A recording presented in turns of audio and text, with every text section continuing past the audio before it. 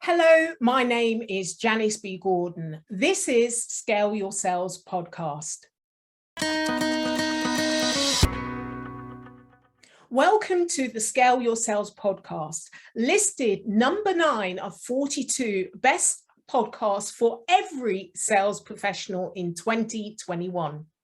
I am Janice B. Gordon, the customer growth expert, recommended by LinkedIn as one of 15 innovative sales influencers to follow in 2021. In this episode, my guest has launched her first book, Connect, Convince, Convert. And it talks about the strategies and gives practical tips for effective communication. Now, she's got 30 years experience working in the tech sector, up to senior leadership and sales. So she shares her experience of being often the only woman in the room and her experience of talking to other tech companies and seeing where they're going wrong in their communication, hence the book. My next guest is a business communication expert, content creator, speaker, and author. She helps technology companies to win more business using the power of words. She's published her book, Connect, Convince, Convert, which shares strategies and practical tips for more effective communication. Hello and welcome to Scale Your Sales podcast, Carol Benton. Hello, Janice. Thank you for having me. Now, I can see in your background your new book, so tell me more about that. Yeah, thank you. It's called Connect, Convince, Convert, and the aim is that it will help technology companies to win more business by harnessing the power of words. So a lot of technology companies are really fantastic at technology. And I worked in that sector for 30 years and I saw that firsthand. But I also saw that a lot of them really struggle to put into words the value they offer. So they're very good at talking tech and telling you what they do. And they're not quite so good sometimes at talking about value or the so what. And my book aims to help them get from the what to the so what. I love that, from the what to the so what. And yet I work with technology companies as well. And I'm on an accelerator, one of the coaches and sales leaders on an accelerator program. And technical people are very passionate, but not always great at communicating what's in it for me. So I really love the concept of this book. So what do you do to kind of turn that around so that the founder or the leader or technical person, and often it's the demo people, that turn it around so they can really use the customer's language? Yeah, great question. So ideally, we start with the strategy. So I've got a 5-point plan for building a message strategy. So if you're going to talk the customer's language and you're going to talk about what's in it for them, exactly as you say, you've got to have you've got to understand who your audience is and be really precise about that. You've got to understand what their goals and aspirations are. You've got to be able to very clearly articulate what you offer, why you're different, and most important of all, what the benefits are for the person using your product or service. So we start with that strategy. And the reason we start with a strategy is because that way, all the communication is sort of, I like to say, singing from the same hymn sheet. It means that everything is consistent and clear and customer focused by starting with that strategy. And then we get into the implementation through various forms of content. So why is it that you say that often established businesses in the tech sector still don't really understand who their customers are? I think, Janice, it comes down to complacency. To be honest, I mean, I've worked for some very large multinational tech companies who, in the past, have just been able to win business based on their name or who they are, and they have great products, and that's kind of been enough. Whereas the world isn't like that anymore. And so now, and this is why I do find that startups tend to be better at this. Technology, tech startups tend to be better because they're coming into the world newborn. They've got to articulate their value really clearly and be able to explain why they should be, they should be the one that the customer selects. So I think with the larger companies, larger and older companies, maybe it comes down simply to complacency. We've always done it this way. It's kind of served us okay in the past, and they feel there perhaps isn't the need to change. Yeah. So talk to me about in the way that the buyers and customers have changed that has forced this situation such that the legacy companies are now forced to change, but the startups, the more entrepreneurial techie people get it. Why is this the misalignments with the larger companies that the younger companies get? I think, as I say, it's partly complacency, and it's the other problem they have is that when you are inside a business, and a lot of people in those companies have been there a very long time. I was nearly 30 years with one company, so I know. But when you're inside the business, you can only see from the inside out. You know the business inside out. But actually, in order to be able to communicate, you have to be able to see from the outside in. You have to be able to see with your customer's eyes. So I think that is part of the issue. The other thing that's changed in terms of buyer behavior in the market is there is so much more competition now. 30 years ago, let's say, that there were far fewer. It was all, I mean, I'm not saying there weren't smaller companies around, but the big IT companies, they dominated. And the old expression about you never got fired for buying IBM. I mean, nobody ever got fired for buying IBM. That just doesn't hold true anymore, because there is so much competition, and there are so many great, fantastic, younger, newer, dynamic companies coming through. And I think some of it's not an exact split between older companies and new, but I think when you've been in an industry or in a company for a long time, it's very hard to see from the outside in. Mm. That's a really good perspective.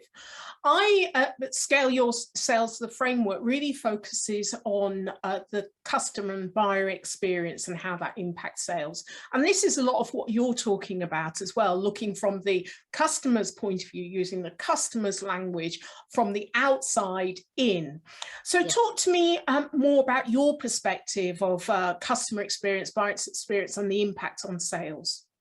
Look, customer experience is everything on the impact of sales. I mean, I write a lot. I particularly specialize in, well, not just the tech sector, but I particularly specialize in tech for the retail sector, and technology for the retail sector. So I do a lot of research, and all the research shows that people are even willing to pay a higher price for a better experience. I mean, of course, there's always going to be people who go based on price, but customer experience, whether it's in retail, whether it's in service provision, like you and I, the industry that you and I are in, customer experience really is everything.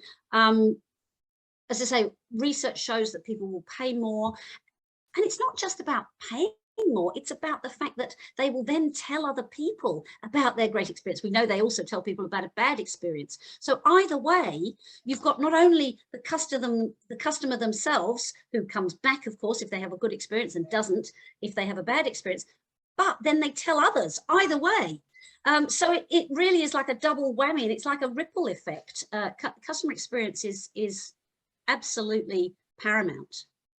So in the tech industry, how much do you think they're actually picking up on that? Because customer experience does trump product and price, and they're very focused on their product. They may be talking about the benefits, but they're selling their product. So how do you think there's a sensitivity to creating experience around the product, or the process has an experience to it? Yes, I think there is. I mean, I'm primarily focused on communicating about the product or service. And that is about communicating. So it's not about delivering the experience per se, but it's about communicating. And of course, communication is an experience in itself. But yeah, I think that I think that certainly in terms of communicating about that experience, it's all about explaining to the customer how their life or their business will be better if they purchase your product or service. And I guess that is part of experience. So yeah, it's as you say, it's all about talking about benefits and the what's in it for them. How is their life, how is their business going to be different? How are you going to help them achieve a goal, meet an aspiration, or overcome a hurdle? And that, in that sense, it's all about experience. Yeah. Yeah, I often talk about the customer's outcome and understanding what that is, what they're trying to achieve. And if you understand what they're trying to achieve, then you're almost, as you'll talk a lot about using the customer's language, as I do, and that's where we're really connected. If you understand what their outcome is, often you need to explain that back to a customer. Have you often found this? And if you use words like imagine, and you're putting them back in the space they want to be, because they're, as you say, they're internally thinking of all of the challenges and problems. And part of the experience you deliver, I feel, as a salesperson, is get them to imagine they're out of that problem and they're actually in the world they want to be in. They're having the outcomes they want to. So I think that's a massive communication tool, that creating the experience by imagining it, by understanding what is the outcome that the customer wants. I don't know what your view is. I could not agree with you more. And I use the words, you know, imagine. I've got a tool that I use in the strategy workshop. It's called the you know how, imagine if. So it's the you know how, and you describe a problem. Imagine if, and you paint this picture of the world with, I mean, really a benefit is just the opposite of a problem. So you've got to start by really clearly understanding the problem. But what I do find is that even when people can articulate the problem or the aspiration, and then they talk about, well, this is our product or service, then they think that the job is done. And they think, well, if I've articulated the goal, the aspiration, and I've articulated what I do, well, it's obvious that what I do helps them meet that goal. And it's not obvious. This is the thing. And this is the bit that I find is missing. I say to clients, you've got to join the dots. You know, those dot to dot pictures you have when you're a kid. And if you don't join the dots, you can vaguely see that it's, I don't know, a picture of an ice cream van, whatever. But when you join the dots, you can see it really clearly. So if you don't play back those benefits to the customer, they might get a sense of it, but you've got to really take them there on that journey. And I love the use of language like imagine if, or, you know, picture, you know, because it is all about the imagination and imagining themselves in that situation. The other comment I would make is that the higher the level of goal or aspiration you can help them achieve, and I'm sure you've found this, not necessarily the faster the sale or the smoother the sale, but the less competition you have in that sale. If you're selling a product to address a short-term tactical problem, you're in a field of many. You know, if you're selling a widget to address a short-term tactical problem, but if you are going to help them achieve, if you can show how working with you is going to help them achieve a really high level aspiration or goal, then you start to put yourself in a category of one, helping them imagine doing that and showing how you're going to help them achieve that high level aspiration. Then that's where you're really starting to differentiate yourself. Yeah, I get that. The value proposition comes into this, doesn't it? You know, in the way that you discover what's important to the customer, and almost delving really deep into the value they may give different things. What is the weighting? I have this exercise where we look at the weighting of what's important to the customer. Often customers don't do that themselves, but that's your job to actually help them to identify really what's important to them, why it's important, what are the impacts, and all of that in the discovery. And once you do that, then you can really focus on imagining the world as they would ideally want it. So yeah, I think that's brilliant. Okay, so I know that you talk about focusing on value proposition and articulating it. So tell me more about that. Yeah, so as I say, that's really all about coming up with a strategy for your message based on what is the value that you offer to your clients. And by the way, the other thing to say there is, value is very individual.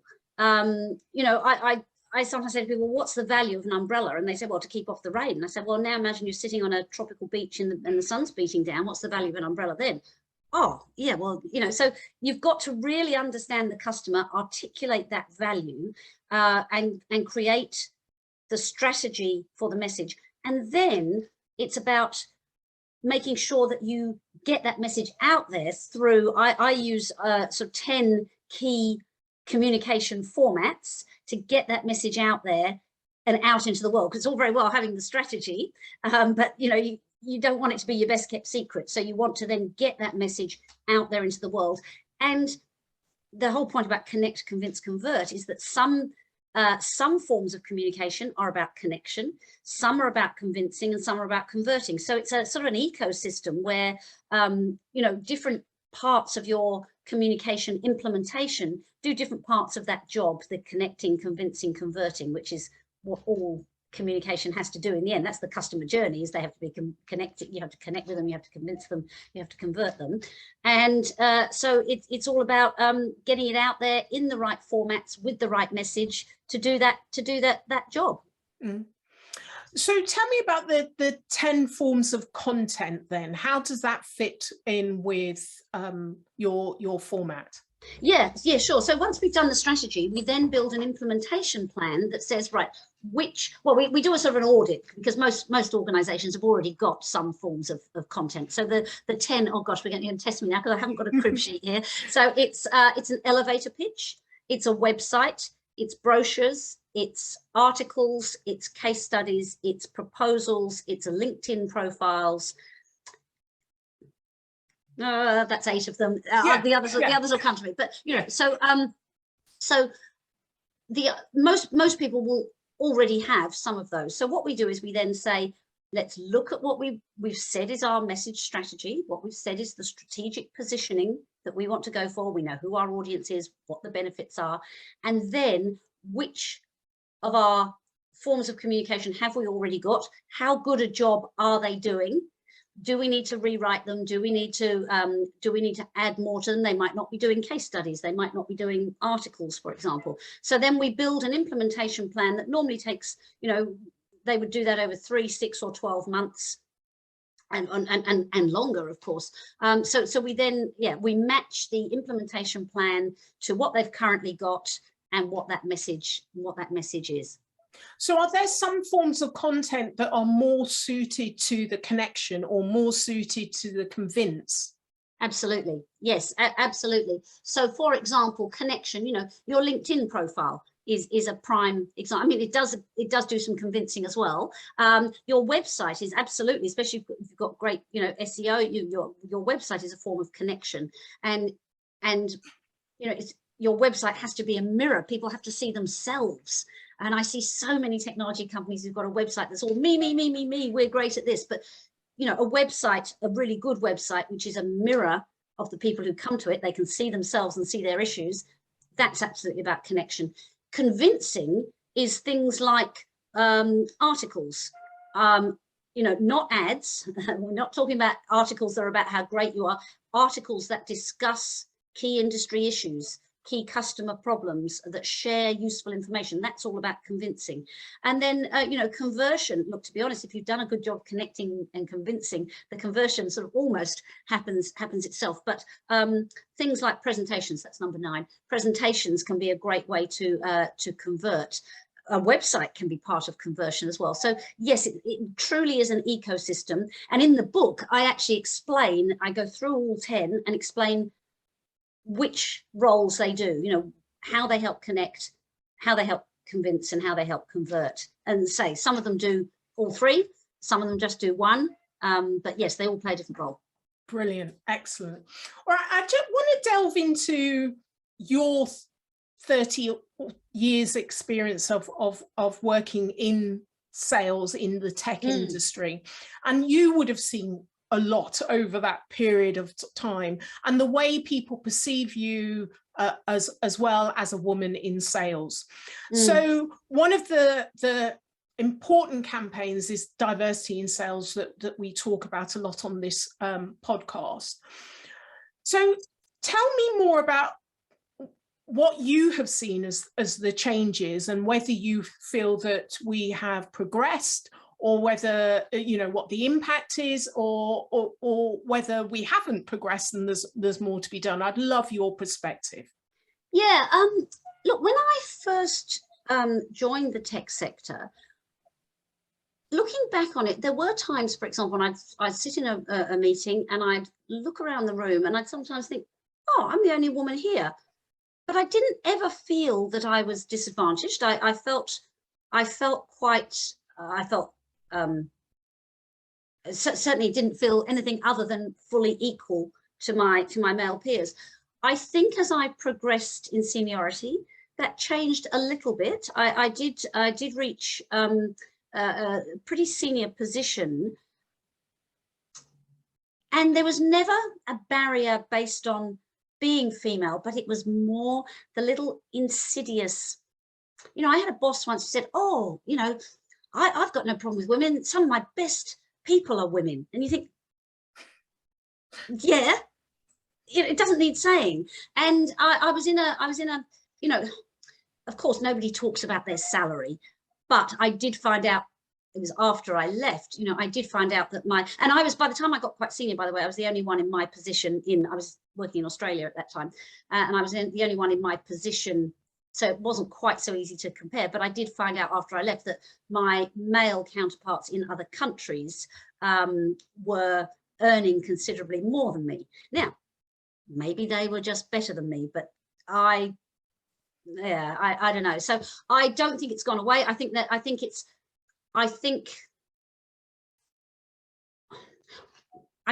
as I say, in the early days, it wasn't so noticeable. That may have been my naivety, certainly from the point of view of what was acceptable in terms of harassment and that sort of thing. It was dreadful looking back on it. You know, I mean, I don't mean that anything really bad happened, but just what we thought of as the norm was terrible, things that I wouldn't dream of accepting nowadays. But I think when I was in more sort of junior roles, it wasn't so noticeable. It was as I gained seniority, but it was insidious rather than obvious. And I was in an interesting position. My husband, we have 2 children grown up now, but my husband gave up work for 8 years when they were little to be the primary carer, and so I worked part-time and then full-time. And if there's a phrase I never want to hear again, it's working mother. You know, you get things like that, which has so much implicit bias and sexism in it. You know, so I don't think we're there yet. Yeah. I think your experience is really interesting and valid. I always like to ask this question of men and women to get their perspective. I've got my own views and my own experience of working in sales as a Black woman. So I think it's useful just to keep talking about it, and there'll be other people that are listening to that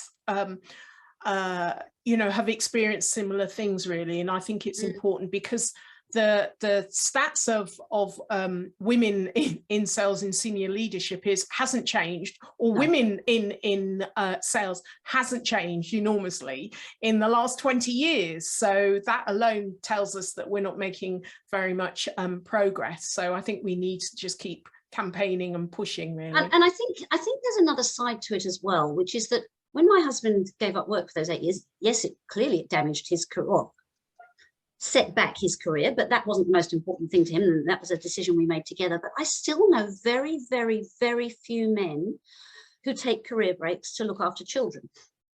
And the reality is, when children are little, of course you can manage with 2 of you working, but maybe some couples want to have one person who does take on that primary role. I think it's still very, very difficult for men to say, I've got to leave early, pick up the kids from school, or I want a year off to do a year's paternity leave.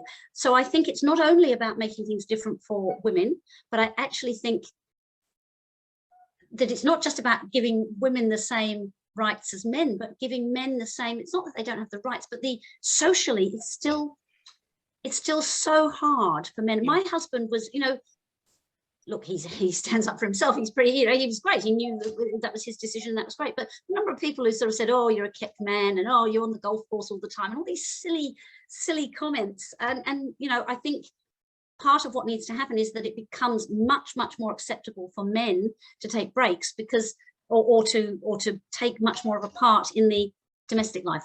Yeah, I think that would help women a lot. I think you're right, and I think that's a really good point. If more men took career breaks and then challenged the societal norms when they came back, then that means that women wouldn't have to continually challenge the societal norms, because I think, hang on a moment, I'm not putting up with this, I'm not suffering this, and then they can say, well, actually women are having to suffer this all the time. So you're right, we want parity, that's what we want. So yeah, I will continue to talk about this. So your book is launched. Yes. What's the next thing on the agenda for you? Oh gosh. So I'm looking to do some more speaking. I have done a bit of speaking, and particularly when I was in the tech sector at conferences and things. But I'm looking now to get much more into the world of speaking. I really enjoy it, and I think I've got a message that resonates with my audience, my technical companies. So that's really I'll continue on with the consulting and the writing, the content creation, but speaking is my next the next sort of drive for me. You want to get it out there, get the message out there, which is so how can listeners get hold of you, Carol? Yes, that they can get hold of me at Carol Benton at wordstowin.global. So it's words and then it's a number 2 and win .global. That's my email address. They can connect with me on LinkedIn, Carol Benton. If anyone would like to check out the book, they can go to Amazon and search on Connect, Convince, Convert. Excellent. It's been a great pleasure speaking to you, Carol. Thank you so much for being a guest on Scale Your Sales podcast. Thank you, Janice. It's been my pleasure. Thank you for listening to this week's episode of Scale Your Sales podcast. If you like this discussion, feel free to listen to other episodes or watch the captioned show on YouTube and subscribe to future episodes. I would really appreciate it if you would leave a positive review on iTunes. Thank you.